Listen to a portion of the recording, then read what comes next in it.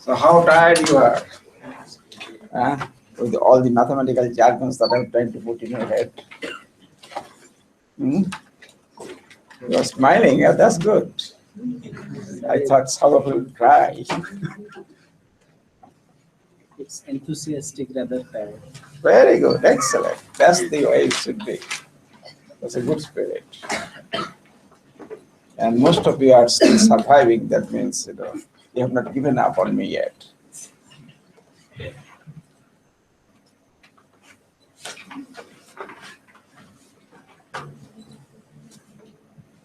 Okay, what should we do now? Tell you some story and let you go home.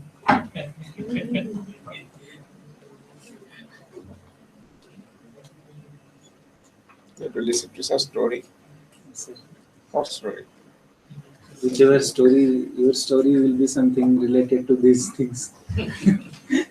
So you think that I don't do anything else in life except that's what I'm saying.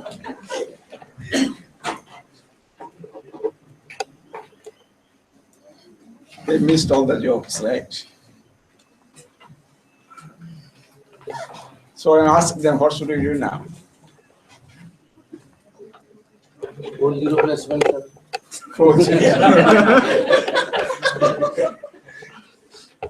Is that the only thing you know that I can do?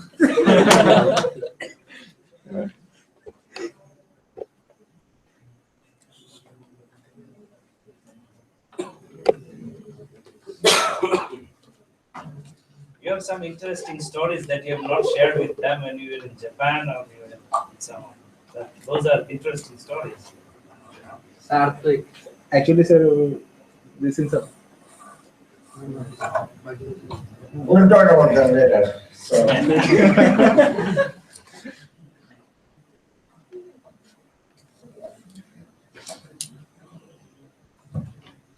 Okay, so we're talking about your favorite problem, pole placement problem, right?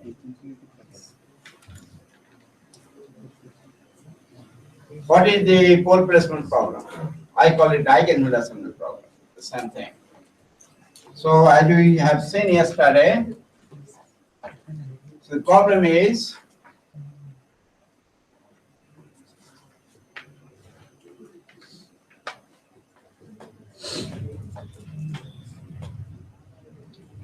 given a controllable pair,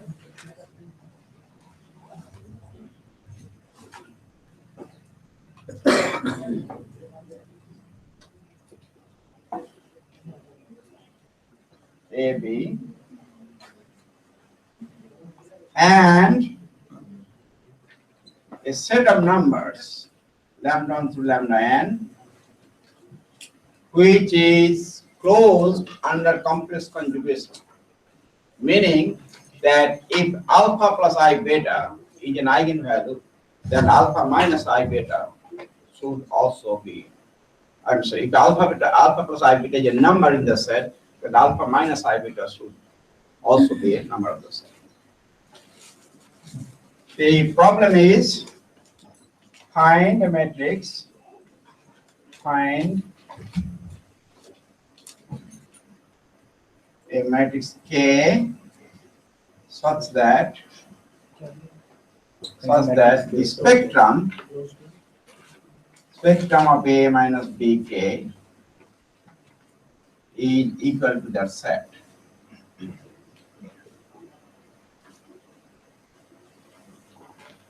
Okay. Is equal to lambda. Yeah, lambda is not a matrix, just a set of numbers. This notation is for spectrum. Spectrum means set of eigenvalues. In mathematics, it's called spectrum. Okay. Now remember why the pair has to be controllable. Why? Why does the pair AB have to be controllable? Why? What is the reason? Because for stabilizing, we have to move the poles, so it has to be controlled. Any other answer?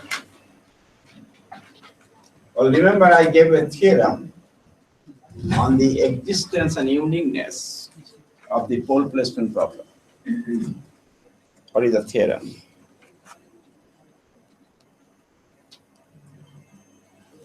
The pole placement problem or the eigenvalue assignment problem has a solution if and only AB is controllable. AB is controllable. Okay. For stabilizability, we don't need the controllability of AB. We need the pair AB to be stabilizable. Okay. Controllability implies stabilizability, but not the other way around. Okay. A pair can be stabilizable but not controllable because the unstable modes are not controllable in that case. If it's controllable, all the modes are controllable. So this is a condition that is needed for the existence of the solution of this problem. The problem has a solution if only the pair AB is controllable. And once it is controllable, once we know the solution is unique in the case when is the solution unique? B is vector. B is a vector. That means the solution is unique when the system is a single input system. Very good. If the system is a multi-input system and there is a solution, how many solutions are there? Infinitely many. So that's why it is more practical to have a multi-input system where you can manipulate the things, right? Because there are infinitely many solutions. You can, the solution, you can have a parametric representation of the solution. By choosing those parameters, you can achieve certain other objective constraints. Okay. Anyway, now in the single input case, the problem will be following. This is the multi case where B is a vector. I'm sorry, when the B is not a matrix, it's a vector, then how will the matrix K look like in that case? Row vector. Vector. It's a row vector, right? So in the single case, the problem will be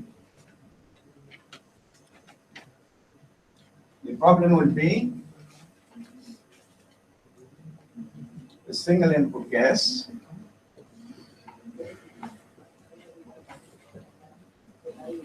If A, B is controllable,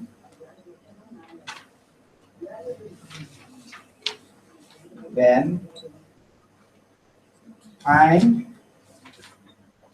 a vector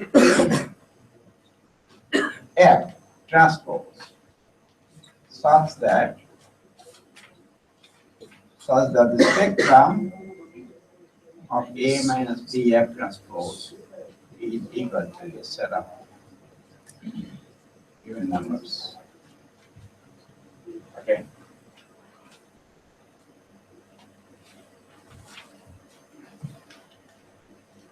Now, And remember, one of you talked about the Ackermann's formula, right? Very, very well-known result to control. Ackermann formula is of course for the single input case. And an explicit representation of the Ackermann's formula is the following.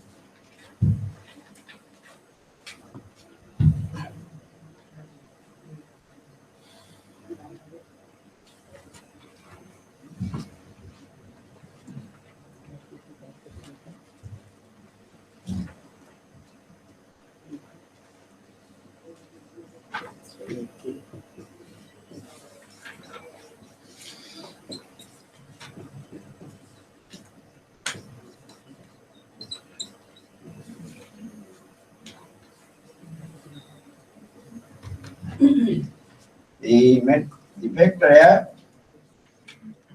is given by the following. En transpose. En is the last column of the identity matrix. En transpose Cm inverse P of A.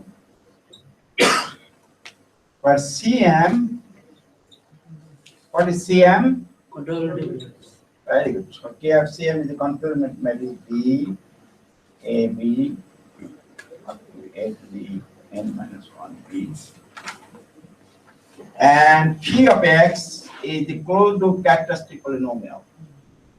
So P of X is lambda, lambda, lambda minus lambda 1 up to lambda minus lambda n. So P of A is A minus lambda 1 I up to A minus lambda n. Okay, this is the explicit representation of the feedback vector F in the single case by Ackermann's formula. Now, as you can now see that this theoretical formula does not work in practice, right?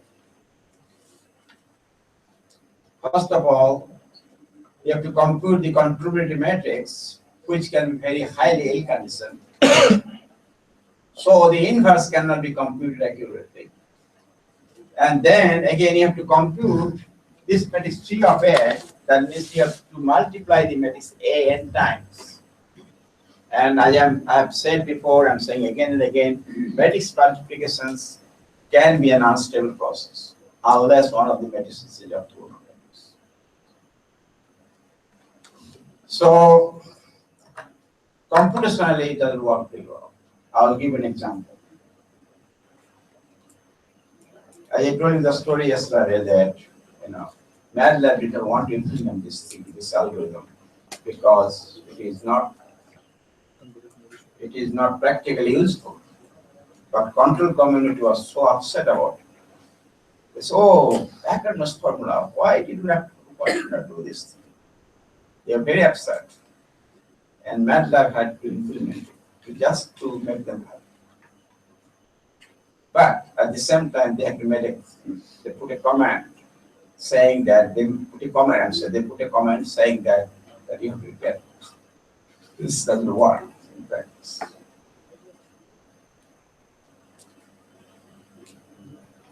Actually, the control community, because of the simple representation, theoretical representation, they love this expression. Okay.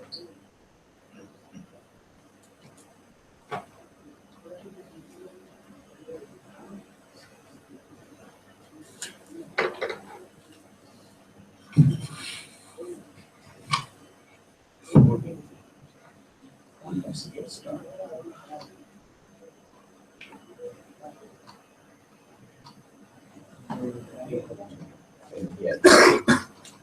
Okay, here is an example. Here is an example. I worked out this example from my book to show that how bad Ackermann's formula can be in a numerical setting. So this is the matrix A.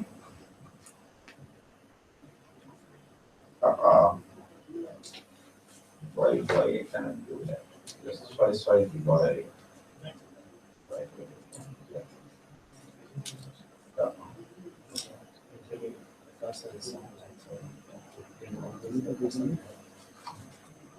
Oh, okay. Oh, the transfer. Okay. Okay, so here is the matrix A. Here is a single vector, here is vector B. And you can see that system A B is controllable because it's a you can easily see that it's controllable. It is controllable. And suppose the lambda, in this case we call it I call it S, is the set of eigenvalues -1, -1.5, -2, 2.5, -3, 3.5, -4, 4, -4.5, and -5, all negative numbers. Okay. So those are the eigenvalues I want to assign using Ackermann's formula. Ackermann's formula gave me this. Okay. The eigenvalues that we get out of Ackermann's formula are completely different than what I want to assign. Okay. Then the same problem I solved using MATLAB function trace. Do you know MATLAB function trace? I talked a little bit about this function. MATLAB function trace assigns the eigenvalues. This solves the eigenvalue assignment problem in a very robust way. That means it also guarantees that the eigenvector matrix of the closed loop pencil is as well conditioned as possible. They call it robust eigenvalue assignment because that's something one has to worry about when one is developing a numerical algorithm, right? Robustness. But anyway, so MATLAB function trace, that's the only MATLAB command they have for us for eigenvalue assignment. Okay. So when I use the MATLAB function trace, I got this result, which is computationally correct. All the eigenvalues are very close to what I've been trying to assign. And I'm going to show you an amazingly simple algorithm to solve this problem. And that simple algorithm, though it has some numerical problems, but it gives the correct results, even for this problem.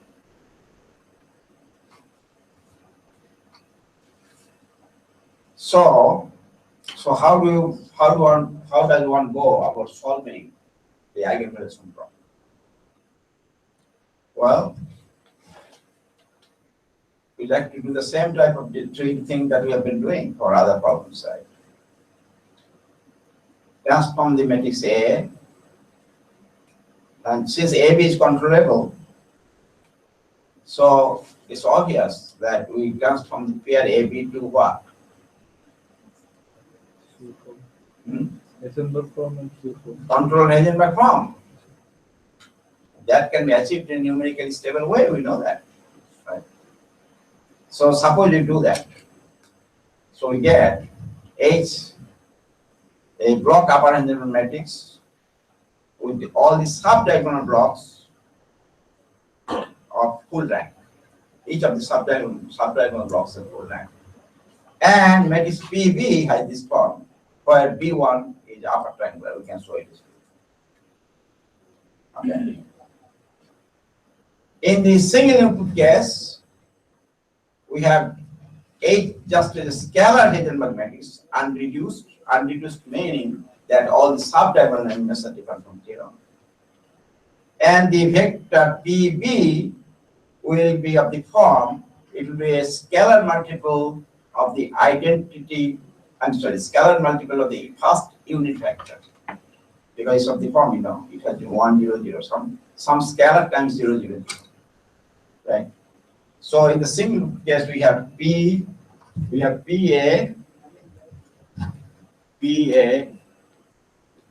transpose is an upper Heisenberg matrix H, and PB will be equal. PB will be scalar multiple of so it will be vector of this form where alpha is different from 0.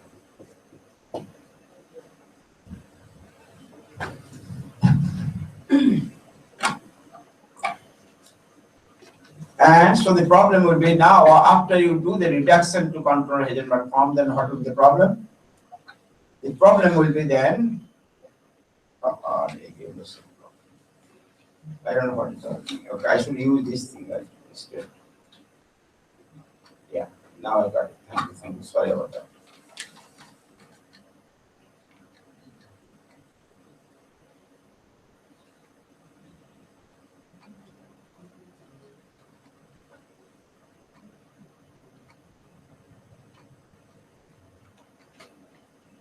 So once we have the controller Heisenberg form, then we solve the eigenrelation problem for the pair H, B, tilde, right? The reduced pair. By exploiting the special structure of the matrices H and B tilde. It means that we then find a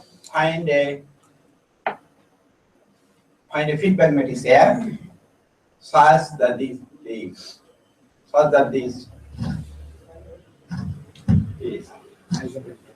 spectrum of H minus BR B tilde equals the given set of eigenvalues. Okay. So in the single input case, it means what? Find a vector F transpose such that the spectrum of H minus beta E1 F transpose is equal to the given set of eigenvalues. Okay. That's the problem we're trying to solve. For sake of simplicity, we'll just assume beta equal to 1. Because if it is not 1, it's a multiple of 1, right? We can just multiply the constant factor at the end. So it's going to be equal. So now I'll show you the single input case. I'll show you an algorithm for the single input case first. And then show you the generalization of the multi-input case. Okay. So what the algorithm will do, will give an H an unreduced upper Heisenberg matrix. Unreduced means again that all the sub-diagonal entries are different from 0. So given an unreduced upper Heisenberg matrix H and the vector E1 and a set of numbers lambda to lambda n closed under complex conjugation. Find a vector F such that the spectrum of H minus E1 F transpose is equal to that given set of eigenvectors. That's the problem we're trying to solve now.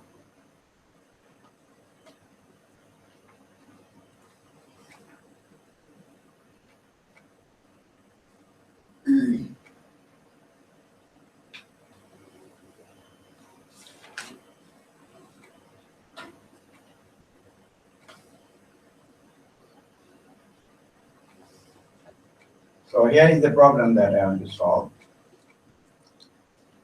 As I said that I'm assuming beta equal to 1 without any loss of the error. So the basic idea will be to construct a non-singular matrix X such that H minus E1 F transpose will be transformed to a diagonal matrix containing those eigenvalues by similarity transformation. If we can find the matrix X to be orthogonal, then it will be very good. But let's for the time being, let's not try to do that because it's very complicated to have an orthogonal matrix. Okay. So let's try whether we can find a matrix X non-singular so that this will happen. Well, if you look into the formulation, so that means if you multiply by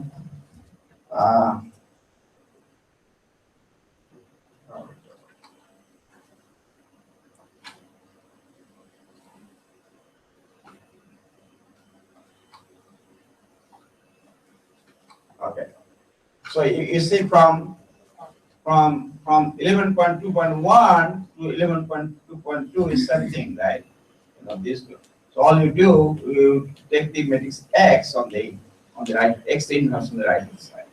That means given an age and lambda, lambda is a diagonal matrix or block diagonal matrix, whatever you call it, containing all the eigenvalues that need to be assigned. So we have x8 minus lambda x equal to x e1 f transpose. So here your h is given, lambda is given, e1 of node. You have to find x and f that this matrix equation will be satisfied. Okay. Take the transpose of that. Why? You'll understand this in a second. Why I'm taking transpose. If you take the transpose of this, then this equation becomes h transpose x transpose minus x transpose lambda transpose equal to this. Now to make it simplified, let's set x transpose equal to matrix L. Then we have this matrix equation to solve. H transpose L minus L sigma transpose F E1 transpose L. And remember the matrix L has to be non-singular. Okay. So given H and lambda, you have to find F and L so that this will happen. You find vector F and a matrix L non-singular, that this will happen. Okay.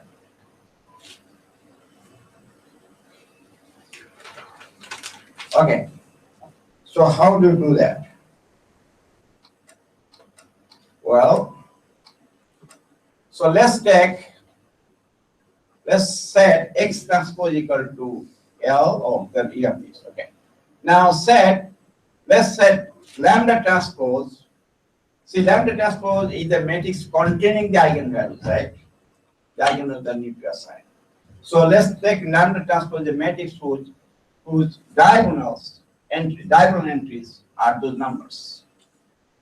And also we could just take a diagonal matrix, but let's try to do something else. You'll understand why I'm trying to do that. Okay. So I'm trying to, okay, let's put some numbers here. With those numbers are still undetermined. We don't know what they are. In the course of the algorithm, we will determine those numbers. Okay. Okay. So then the problem becomes find the matrix L such that this will happen, right? If you multiply E1 transpose the F, that you get this. Now the problem at hand is much more manageable than what we started with. Because now what is happening here, given H, lambda, F, you find L so that this will happen. So we can now think, just take a 3x3 example to convince us that this can be done. We can construct the matrix L column by column. Very simple. H transpose L1 minus L1, then something here, something. Okay. Just equate the entries on both sides. That's it. Okay. And try to construct the matrix L column by column. And there's little mathematics you have to go through. You'll see this can be done. And finally, we can show that the vector F that we are trying to compute is nothing but H transpose minus lambda and I. Lambda is the eigenvalue, the last eigenvalue that needs to be assigned, times ln. Ln is the last column of the matrix L, divided by L1n. You have to understand it. You have to go through a little bit why L1n. L1n is the first component of the last row, last column of the matrix L. Okay.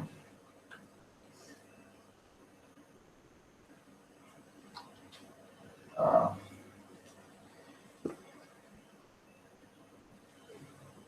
so this gives us a very simple recursive algorithm to solve the problem.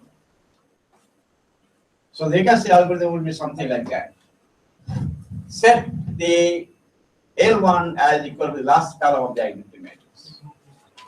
Because in order to start a recursive algorithm, you need something to start with first. Okay, and we are trying to compute the matrix L column by column. So we start with first column is equal to the last column of the identity matrix. Okay. And then construct L2 through Ln plus 1 by using this recursive problem. So what do we do first? We compute the vectors L2 through Ln plus 1. In each vector we compute in 2 steps. I mean, it's two, in a 2 step. First we compute just the L2 hat, that H, L2 hat, or L2 hat is equal to H transpose minus lambda 1 I, lambda is the first eigenvalue times L1. And as soon as you compute L2 hat, then we normalize it. Okay, normalization means why is needed? This is needed because to check the growth of round-up error, so that the entry of the matrix L cannot grow too much. Okay, and remember those stars that I showed you. These numbers are those stars. We can put those numbers in the stars. Okay. So we get this. I will get the n plus 1 vectors n vectors L2 through Ln plus 1, and you compute your Ln plus 1 this way. Now at this stage you are not normalizing again because you don't have any more freedom. You're using this freedom, one by one. But now all the eigenvalues have been assigned, so you don't have any more freedom. So now at this stage you just compute Ln plus 1 and get your feedback vector as L1 plus 1 over alpha, where alpha is the first entry of Ln. That's it. So I tried to show you what is the mechanism of the development of the algorithm. So you have to just read it more carefully and understand. Take a simple 3x3 example and try to work out the steps of the algorithm. Then you'll see how it works. Okay. Basically, what we're trying to do, we're trying to compute a matrix L, non-singular, such that LH minus H lambda is equal to a given set of eigenvalues. That's it. Okay. So we can show now that the vector F is such that the eigenvalues of the closed matrix are those numbers. So you can see how simple the algorithm is. It's a recursive algorithm. It's just the algorithm. All you need some matrix vector multiplications, nothing else. You don't have to solve any linear systems. You don't have to find the eigenvalues of any matrix, nothing. And this simple idea works. And this is the simplest algorithm known so far for the single input pole placement problem, based on the agent of transform from the next.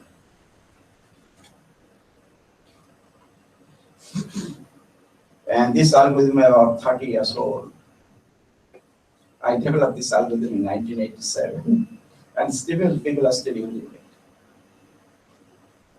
Actually, I never wanted to publish this result.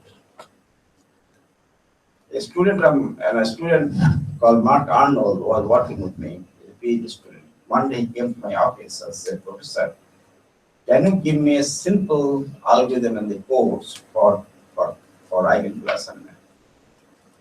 So I asked him to contact the MATLAB people for the course for the class. MATLAB doesn't want to do like a course. So I said, well, asked to one of the authors, Paul Van Luden, he's a good friend of mine. Paul said it's very complicated. Don't try to board it. It's very complicated. It's really complicated.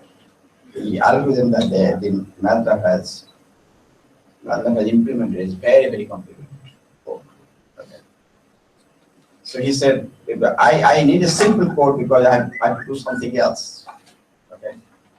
I said, why don't you just use the command paste? He said, no, I cannot use that because I need an algorithm, simple algorithm. I'll use that algorithm to develop something else. And so this is the idea I had. I just kept in my drawer. I never wanted to publish it because the idea is so simple. So what's the point of publishing? I gave him that piece of paper, his handwritten piece of paper. And he came back within half an hour with an excitement. Professor, it works. I said, it works. I said, well, really? Does it work? He said, he gave me an example. Then I asked him to do the Ackermann's formula with that algorithm. And that's what I will show you, the Ackermann's later. I said, that is the test. If you can beat Ackermann's formula, then control community will be convinced that you have done something, done something. So he did that. The next day he showed me that it's working very well. I said the algorithm might have some numerical problems because that number alpha can be little small, and that gives you some round of error. He said, never mind, the algorithm works very well. And he insisted me on publishing the algorithm. Okay. And I just reluctantly I wrote the paper, a small paper, and sent it right away. And to my surprise, it was accepted within a few weeks. So I even did not expect that such a simple thing would be published by actually. So sometimes, if your simple thing doesn't mean that it's a bad thing.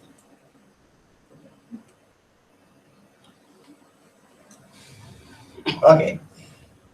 So it's a good algorithm that works.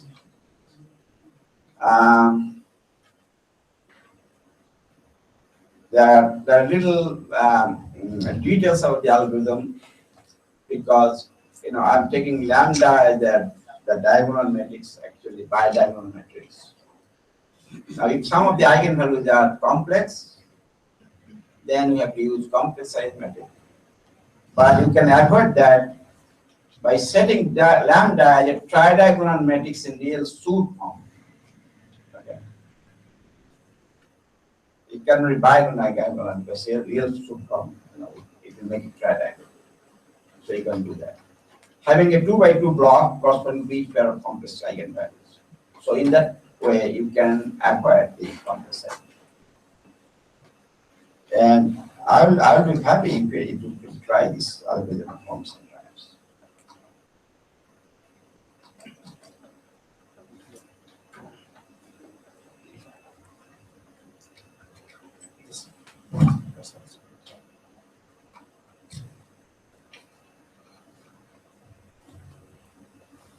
Yeah, there is a math control function called RCS, and we'll try this in the tutorial sometimes.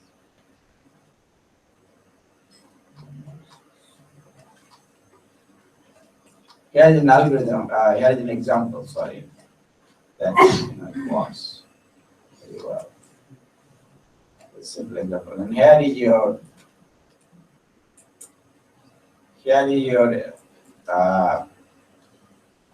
the implementation of the algorithm using Ackermann's formula. I mean, the same using the same data that was used to implement the Ackermann's formula. Same data, and we have seen the Ackermann's formula did not work. So here you can see, and it results is quite computationally. The results are quite acceptable. Okay. Instead of 5, you get minus 5.001, and so on and so forth.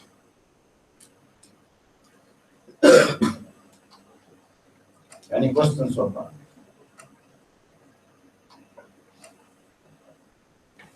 And we also tried to assign the poles using the well-known Wilkinson bidiagonal matrix. whose eigenvalues are known to be ill-conditioned. Okay. And the results were very good. You could try yourself. Okay. The results were very good.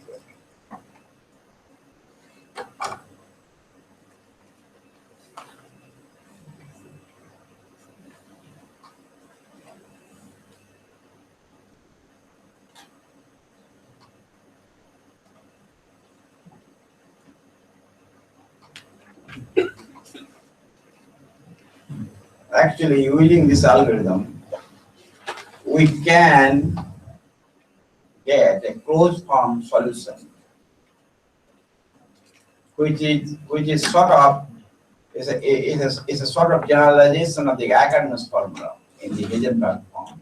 But this is a closed loop form. We don't want to use that. We use the recursive algorithm itself. Okay, so as I said, the algorithm can be sometimes computationally unstable. Okay, but it turns out the algorithm will be computationally unstable if the closed loop eigenvalues are ill-conditioned. There is an analysis, mathematical analysis, to show that the algorithm can lead to instability if the closed loop eigenvalues are ill-conditioned. But if the closed loop eigenvalues are known to be ill-conditioned, nothing much you can do. The problem itself is a bad problem. So you cannot put the blame on the algorithm in that case. So that is the only bottom line here.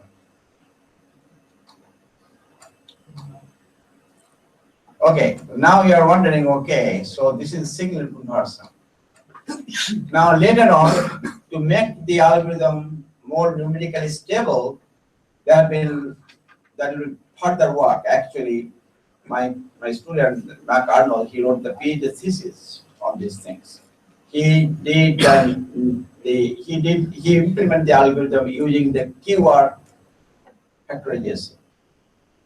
And there's a lot of things that I want to talk about here. But he proved that the keyword implementation of the algorithm is numerically stable. He proved it by means of round robin analysis. It's a very hard work. Okay. So what I'm saying, this simple algorithm works in practice. Theoretically, it might go wrong sometimes. But if you want to have a peace of mind to use this algorithm, you have to use the keyword portion of this algorithm, okay, which you can find in the book. And there is a MATLAB command to do that. But in most practical instances, you don't have to do that. Okay. The algorithm works fine. And it's simplest algorithm possible to solve the pole placement problem.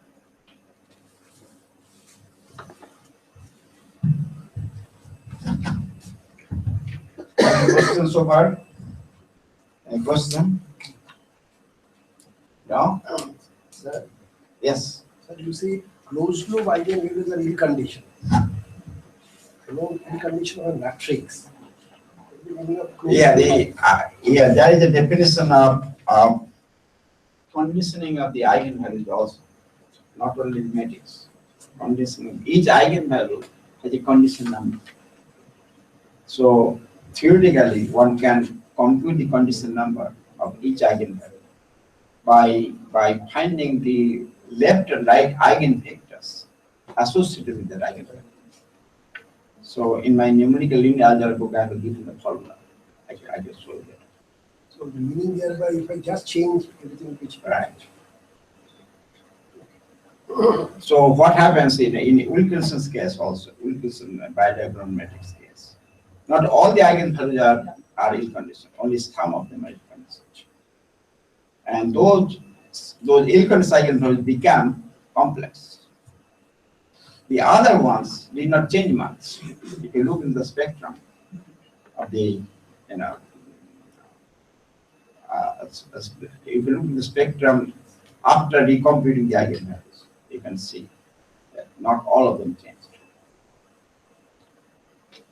Any other question? Yeah, that's a very interesting question. So I did not talk to you about that. When I say an eigenvalue problem is ill conditioned, it really means that eigenvalues themselves, sum of the eigenvalues, it means the sum of the eigenvalues are ill conditioned, not necessarily all. And one can find the condition number of an individual eigenvalue by finding the right and left eigenvectors associated with that eigenvalue. I'll give you some, and I show you some. You can look into my numerical linear algebra book. So we are going to Quadratic pencil is there. the quadratic pencil is something different, but even for this, for the ordinary matrix, you can define the conditioning of the eigenvalues. Let's see whether I have in this book. I don't think I have in this book.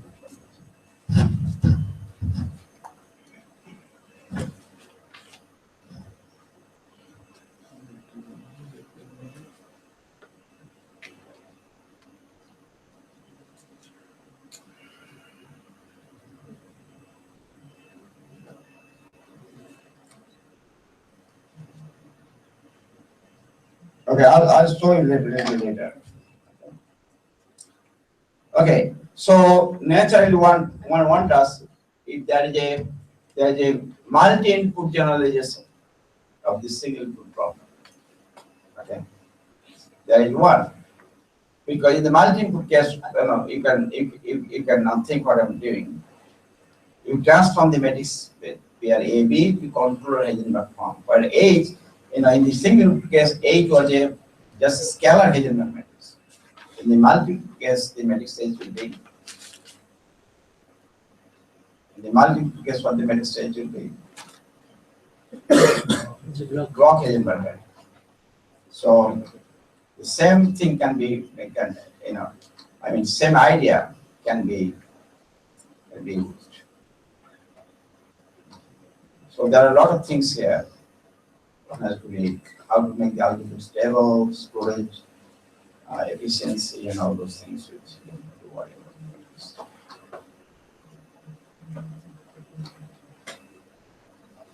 Yeah. So in the multi-input case, the same idea will just state, we'll just, in case, here, instead of taking the matrix lambda as a bidiagonal matrix, we'll take as a block bidiagonal matrix, where the eigenvalues to be assigned are contained in these blocks, lambda 1, 1, lambda 2, 2, and lambda k, contained in the k diagonal blocks. And these sub-diagonal blocks are those stars, remember? So in this case, they are block matrices. Those sub-diagonal blocks have to be computed during the course of computations of the algorithm. Okay. And same thing, without going into details. So I can, same idea can be generalized. That's what I'm saying. The same idea, as in the case of single input problem, can be generalized in multiple problem as well. So we introduce the pair AB to control Heisenberg form. So H is a block, upper Heisenberg matrix with all these sub-diagonal blocks having full rank. We call it unreduced block upper full rank matrix. And PB, B is transformed to B tilde, which is from R0, R is an upper triangular matrix in my full rank, because it's a controllable pair. Okay. And then if you construct the matrix L in blocks now, because everything here now is a block derivation of the single case. So everything now, I think all the computations will be in block form. Okay.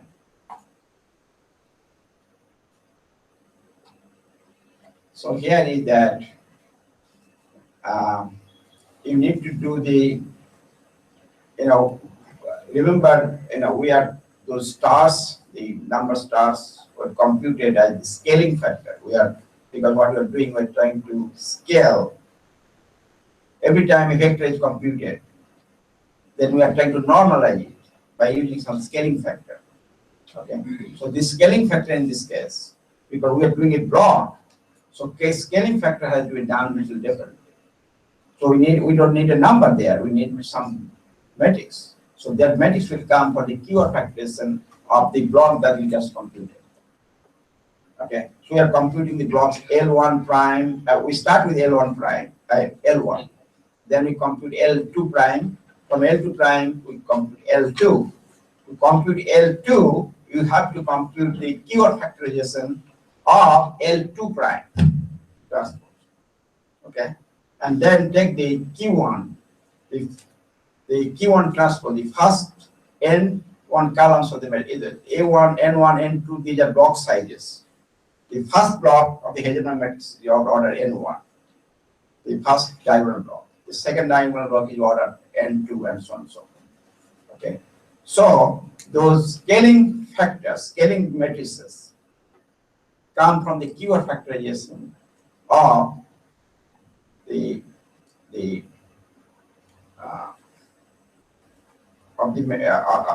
block matrices that you just computed in the previous steps. Okay, so it's just a immediate block generalization, but one has to be careful that here we are working with matrices, not with vectors. Okay.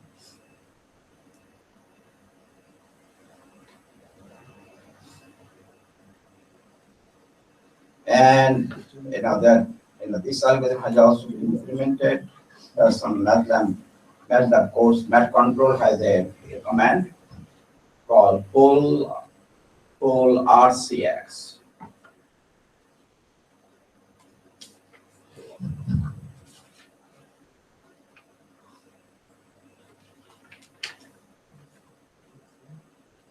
So there is an example here. You can see this is your age matrix. You can see it's a block. Isn't that form, right?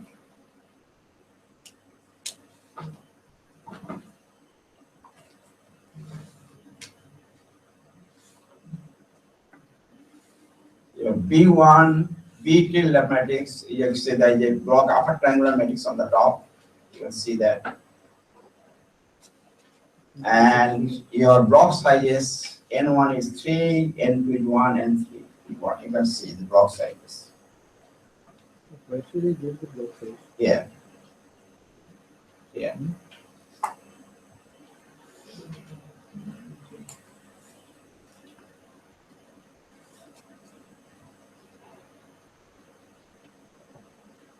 Okay. 3, 1, 1.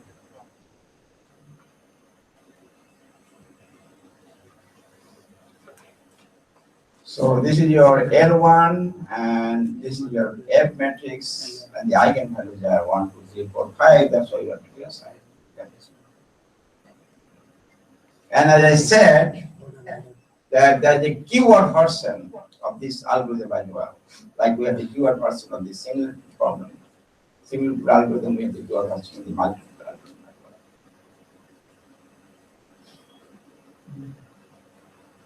So let's not, you can look into that later.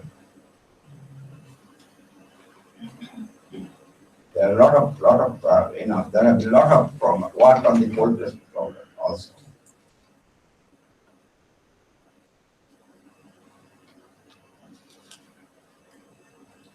By the way, you can now think about, since I showed you an algorithm through the Heisenberg decomposition or control Heisenberg form. You may be asking, well, is still a suit form? Yeah, there is a suit algorithm also, but that's more complicated than this, and it's more expensive because putting in the real suit form is a lot expensive than putting in Heisenberg form. Okay, there is suit algorithm also. So you see what is happening, that those two important canonical forms that we learned, we have been using that over and over and again. Those are our tools, right? Like in the control book, you see that control canonical form is a tool. They are using everywhere to solve any problem because it's so easy, So we are doing the same thing, but we are doing now. We are using numerically stable tools to do that. Okay. So we are solving the mathematics equation, we are solving the Riccati equation, we are doing pole placement problem. Any major control tasks, algorithms for designing for doing any major control tasks are through these two canonical forms.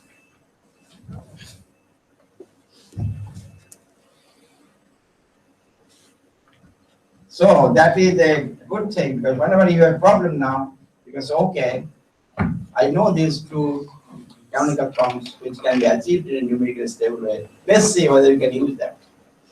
That will be a challenge for you.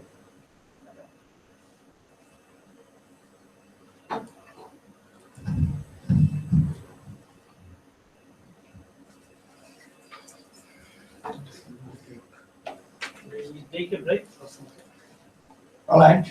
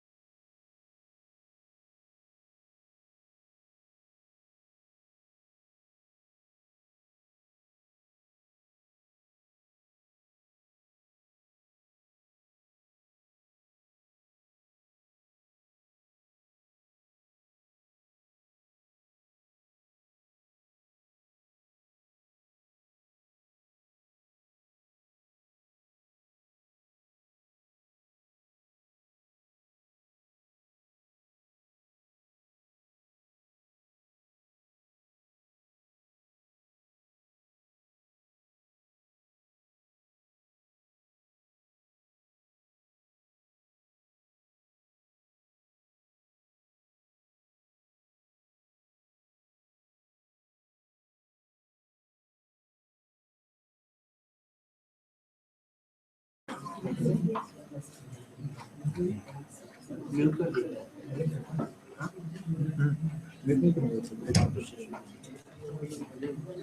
नहीं करते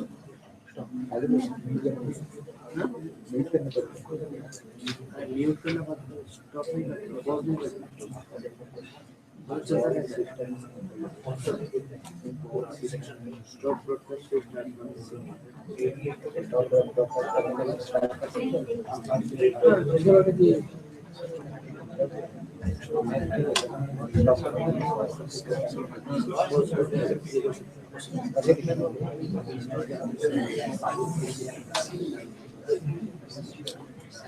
हाँ नहीं तो ये भी जाता रहेगा ना साउंड नहीं आएगा लेकिन पिक्चर सब मतलब ज्ञान से stop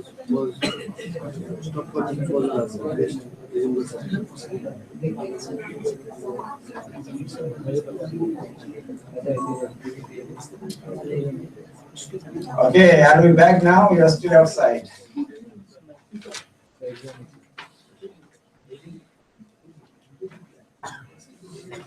Okay, so next I'm going to talk to you a few words about the conditioning of the eigenvalue acceptance problem. Okay. Before that, you have to understand one thing. That is that when is an eigenvalue problem well conditioned? What is the measure? How to measure the sensitivity of the sensitivity to the eigenvalues? Well, for that we have to look into a very famous theorem in linear algebra called Boyer-Pike theorem. That theorem says, you don't have to know exactly what the statement is, but that theorem says that how far, suppose you make a small perturbation to an eigenvalue, okay, to an eigenvalue, for example. How far that eigenvalue will be, how much the eigenvalue will change.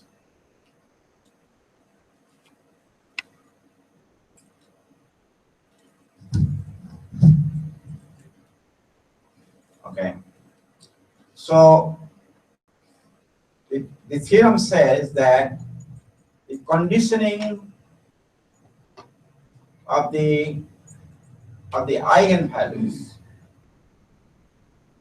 is determined by the condition number of the eigenvector matrix. So eigenvector matrix is the one that tells you whether the eigenvalues are ill-conditioned or well-conditioned. Overall, we call it overall sensitivity. How sensitive the eigenvalues are is determined by the fact how well-conditioned or ill-conditioned the eigenvector matrix is. And this comes from a very well-known result in linear algebra literature called Boyer-Pike theorem. It's a perturbation theorem on the eigenvalues.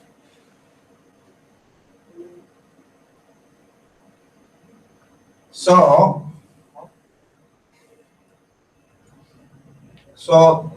the condition number of the eigenvector matrix X gives you the overall sensitivity. However, if you want to know the sensitivity of each individual eigenvalue, you can do that too. So this is something is defined as follows. The sensitivity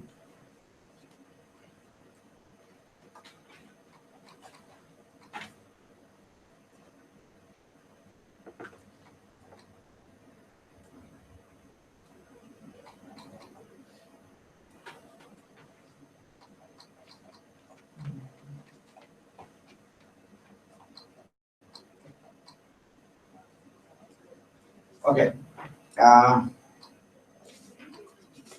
Okay, we'll talk about the sensitivity of the individual eigenvalue a little later.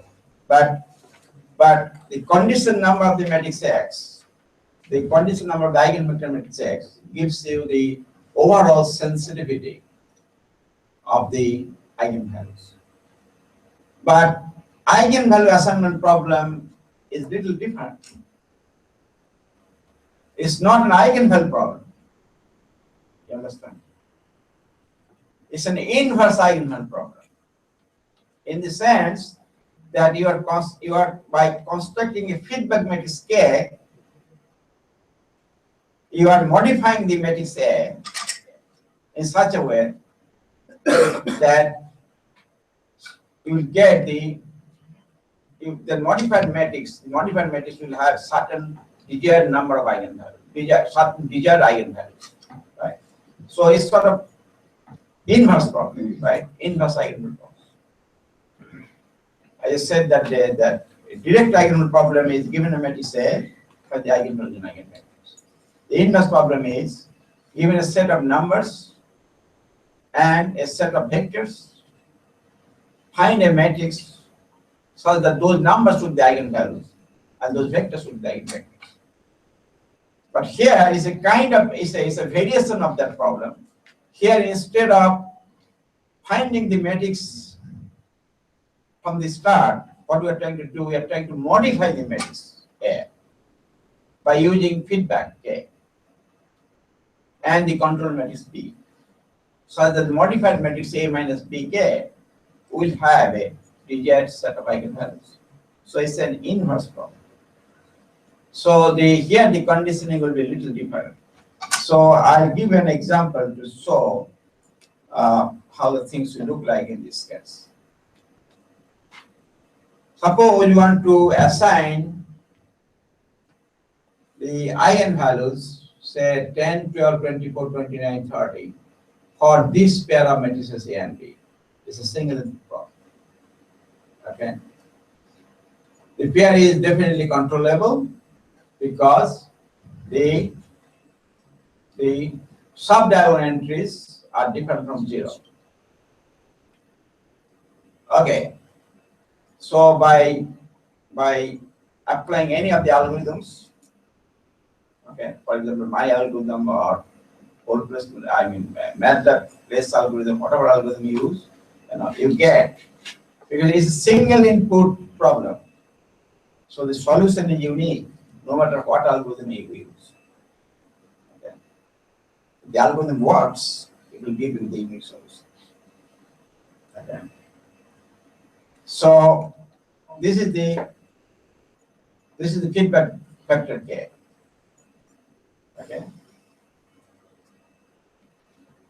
Now it looks like, if you look into the entries of the matrix K, of the vector K, you see some of the entries are very, very big. 10 to the 7, Right. 22. Where the maximum entry of the matrix A is 4. Right. So it signals something. It signals that maybe the problem of eigenvalue assignment is Ill condition. ill condition.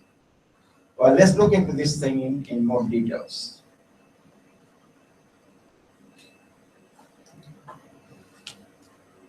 So this fact can be explained as follows.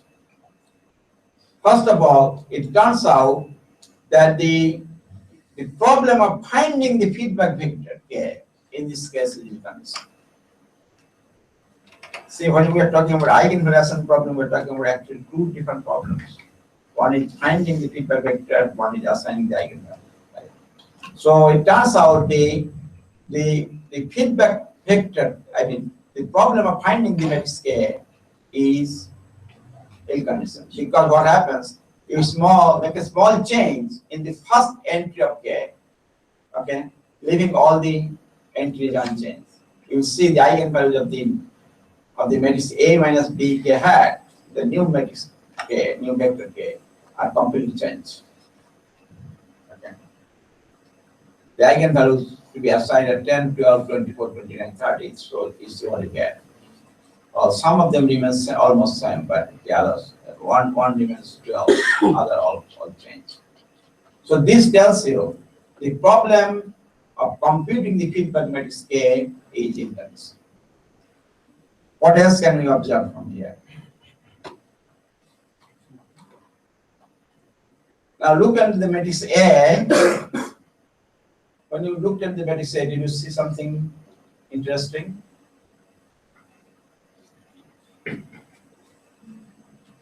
What? Sub-diagonal elements are same. Very good. Same. Okay, same. And Diagonal is 0. they are very close to zero. Yes. What does it mean? Subdomain entities are close to zero. What does it mean? From control point of view, what does it mean? Its distance to uncontrollability is less. It means that the system is nearly controllable. I mean, nearly uncontrollable.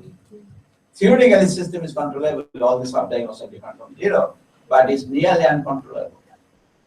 And it happens. So you see, it's simple thing because the eigenvalue problem has a solution if and only the system is controllable. So if you are working with a system which is very close to uncontrollable system, then of course you can expect the solution will be. I mean, you can expect the problem itself is a bad condition problem. Okay. So this is what is shown from here. So these are the factors which can contribute to the conditioning of the eigenvalue assignment problem. Excuse me, sir. Okay, what else? What else? The open loop eigenvalues, then the eigenvalues of the matrix A were 0, -1, -2, -3, -4. And the eigenvalues that you wanted to assign, what are the eigenvalues? 10, 12, 24, 39, 30.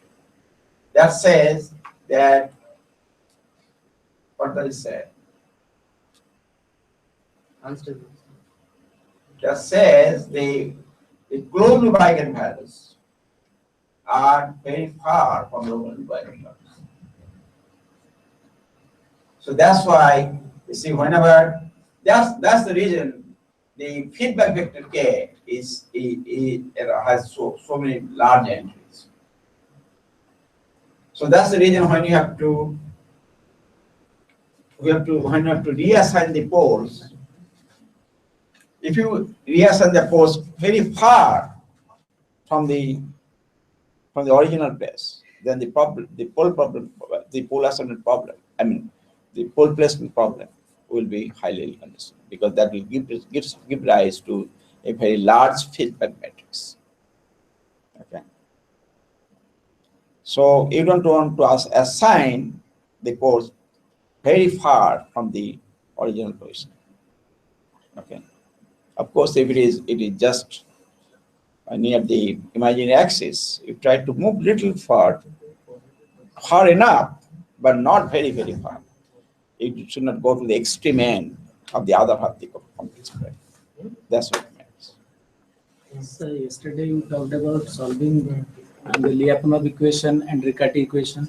In the Lyapunov equation solution, we landed up with a problem of getting higher order k, but that was not there in case of solving Riccati equation. Is that Riccati equation solution will solve this problem also here? Here also we are getting actually Riccati equation does not solve the eigenvalue problem. It stabilizes the problem. I mean, it solves the stabilizability problem. Okay, it tells you the eigenvalue of the matrix A minus Bk. Your controller is constructed in such a way that all the eigenvalues of the matrix A minus Bk will be stable.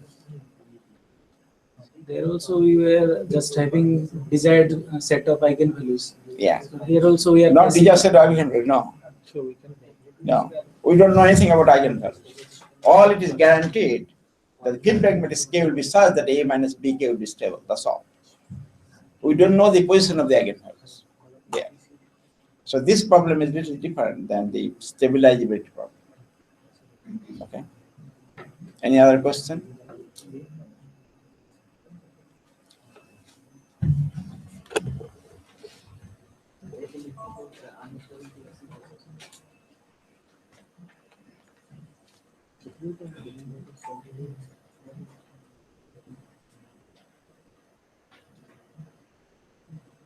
So the open loop eigenvalues are well separated from those of the closed loop eigenvalues.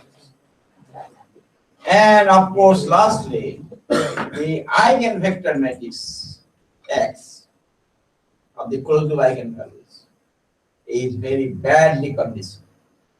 We can compute the conditional number. The conditional number is of 10 to the 24. So these are the factors. This simple example shows that these are the factors which are responsible for the ill conditioning or well conditioning of the eigenvalue assembly problem. Several factors you have to keep in mind. Okay.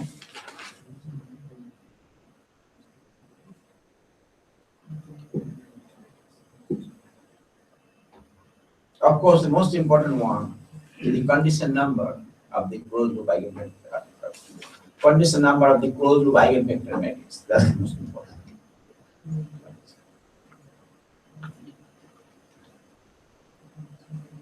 Here Yeah. also the same Yeah. formula, 1 by norm of condition number evaluation. How to evaluate the condition number here also, the same formula as before. You can do it through a singular decomposition. Okay. The same. If you know the matrix X, you can do it by compute the singular decomposition. Is sigma 1 over sigma n. The largest singular value divided by the smallest singular value. That gives you the condition number. Okay. So, sometimes, we want to know, well, okay, the condition number is bad. I'm saying condition number of the matrix X is large. Signaling the eigenvalue problem itself is an ill conditioned problem. But that does not tell you actually. This gives you overall sensitivity. It doesn't tell you which of the eigenvalues is ill conditioned, or which is more ill conditioned over the others. Actually, you can measure the sensitivity of each of the individual eigenvalues by this number. Suppose A minus BK is diagonalizable by the matrix X. So X1, X2, Xn, these are the Columns. these are the left eigenvectors, and Y1, Y2, Yn, these are the right eigenvectors. Okay. So the conditioning of each of the conditioning of the jth eigenvalue. Yeah. The conditioning of the jth eigenvalue is determined by the number 1 over Sj, which is equal to this as you can see that. So this is the number. This is the number that determines where x and y are respectively right and left eigenvectors corresponding to the eigenvalue lambda j. So in order to determine whether a given eigenvalue lambda j is ill conditioned or well conditioned, what we'll do, we'll compute this number. We take the right eigenvector and the left eigenvector. So and compute this number. The norm of the right eigenvector yj times norm of the left eigenvector xj divided by the scalar product of yj transpose x. Okay. So actually, that's this number yj transpose xj is a small number. Then that shows that eigenvalue is inconsistent. Because then your Cj, in that case, the condition number will be large. Okay.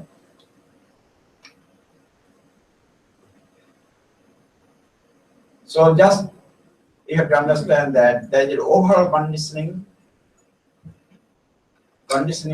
conditioning of the eigenvalues and the conditioning of each of the individual eigenvalues. two different things. Okay. So the bottom line is that in order to determine the conditioning of the eigenvalues, the sensitivity of the eigenvalue, you have to look into the condition number of the eigenvector matrix. Okay. The eigenvector matrix tells you whether or not the problem is influenced. At the same time, if you want to determine which of the eigenvalues are in condition or condition, you have to compute these numbers. Okay. As a matter of fact, you can do this trivial exercise at home. You see, we have shown that Wilkinson diagonal matrix, the eigenvalue problem is with ill condition. But if you look into the graph of how the eigenvalues are changing, you see some of the eigenvalues have not changed much, while many of the eigenvalues have changed drastically into complex numbers. Okay. So you can compute the condition number of each of the individual eigenvalues to see which one are ill conditioned, which are not. Okay. You understand? To verify yourself.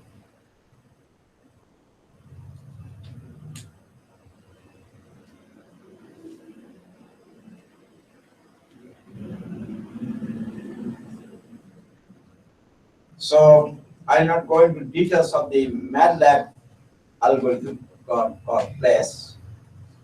So as I said, the MATLAB algorithm does much more than what is, other algorithms are doing. This algorithm has been is due to three mathematicians called Gauss, Nichols, and Rowland. So what does this algorithm do? The algorithm find a transforming matrix K. Find a transforming matrix X such that the matrix A minus BK is transformed by similarity to a diagonal matrix. And the matrix X, the transforming matrix X, is as well conditional as possible. Okay. Given a pair of matrices A and B controllable, the algorithm tries to find a matrix K and a matrix X, the eigenvector matrix X, such that A minus BK has a bizarre set of eigenvalues, and the associated eigenvector matrix X is as well conditional as possible. Okay, so that brings the robustness to the eigenvalue problem, eigenvalue problem. That's what MATLAB does. It's an extremely good algorithm, but sometimes it doesn't work. People have come up with several examples where this place doesn't work. Okay. So that's just the word of caution.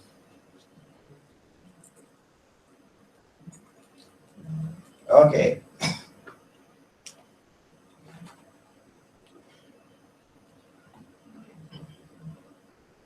There are many other things that I can talk about it.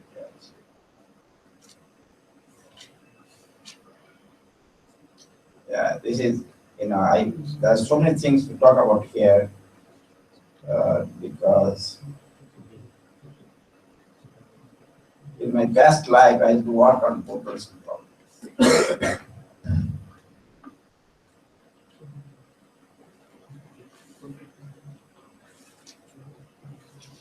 So when I was writing this chapter, I got carried away.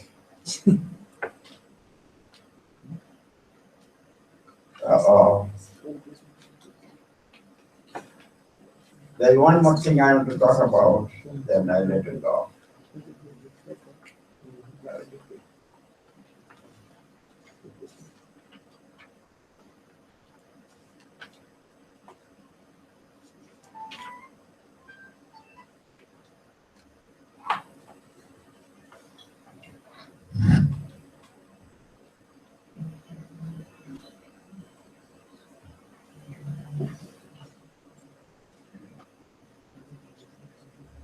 So actually, you see what happens that,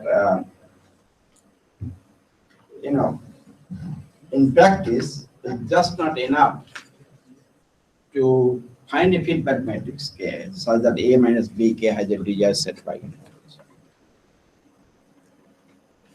From numerical point of view, you should try to find matrix K in such a way that the problem is as robust as possible, in the sense that the condition number of the closed loop eigenvector matrix is as well conditioned as possible. And secondly, the feedback matrix, norm of the feedback matrix should be as small as possible. These are two practical issues. Okay. And when I was saying as close as possible, as small as possible, we are talking about optimizing. We have to solve this problem in some optimization setting. And you can do that for the multi-input problem. Because in the multi-input case, we have infinitely many solutions. So we can have a set of solutions parameterized by some matrix. Okay. So for every given value of the parametric matrix gamma, say, we'll have a solution. So we can choose the solution that will give us the robustness and the minimum norm in some optimization setting. I'll show you, in one of my lectures, I'll talk about these things for the quadratic problem. You can, linear problem is just a special case. Okay. I think I'll stop here now. Okay. I want to talk about the partial pole placement, but I'll talk about it later. Any question? Sir, Yeah. sensitivity, whatever you have said, this is applicable for a matrix having distinct eigenvalues. Yes. When they are repeated. Well, but you see, the matrix has a repeated eigenvalue or eigenvalue both possibility. Well, no, eigenvalue problem. It's well known that if a matrix has a multiple eigenvalue, eigenvalue problem is inconditional. It can be shown. Because in that case, transforming matrix X will be very highly inconditional matrix. So that case is X will be formed. yeah, that case is a pathological.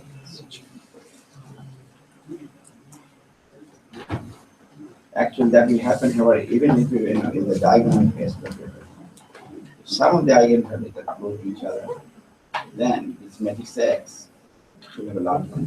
So because there is you cover some eigen structures and eigenvectors. I can talk about this, but I don't think we have much time. In my book, we have chapter.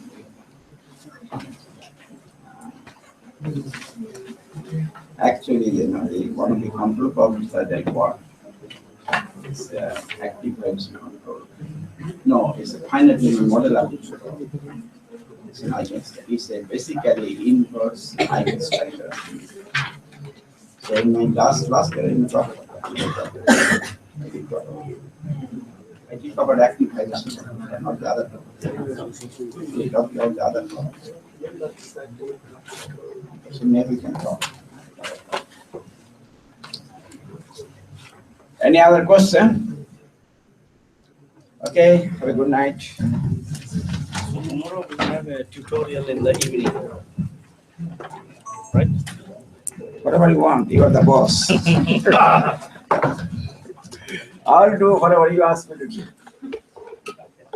So we have tutorial tomorrow. I think morning we don't have anything. We are free in the morning. And evening we'll do tutorial on what are the topics that have been covered for last 2 days. So on that we will do tutorials. So from 3 o'clock. Favor.